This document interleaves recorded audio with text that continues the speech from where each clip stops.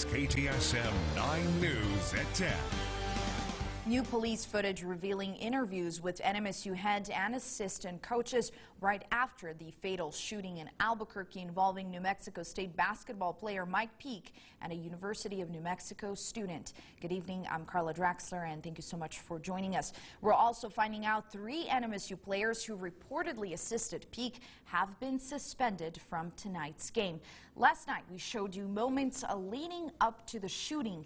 You can see Mike Peake and the 17-year-old girl who police allege conspired with UNM student Brandon Travis and 2 other men. Then you see the 3 men run up from behind. New footage showing Brandon Travis pointing a gun at Peake and another suspect hitting Peake with a bat.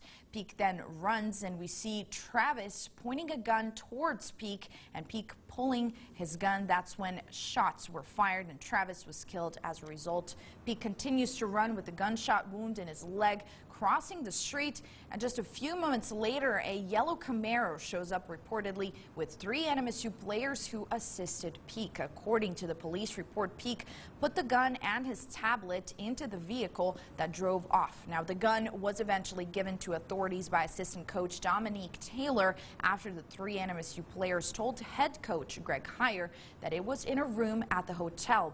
But that was all after the Aggies team bus had already left to return home to Las Cruces. The bus was stopped along I-25 and Peake's tablet was retrieved from it. New Mexico State head coach Greg Heier and associate head coach Dominique Taylor were interviewed by police in the hours after the shooting, and the gravity of the situation quickly hit them both.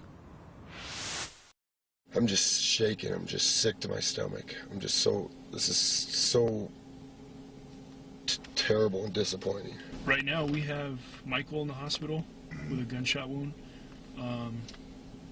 There's a deceased UNM student. I don't think he's an athlete, but he's a UNM student, deceased. This is just some of almost 7 hours of footage obtained by KTSM today.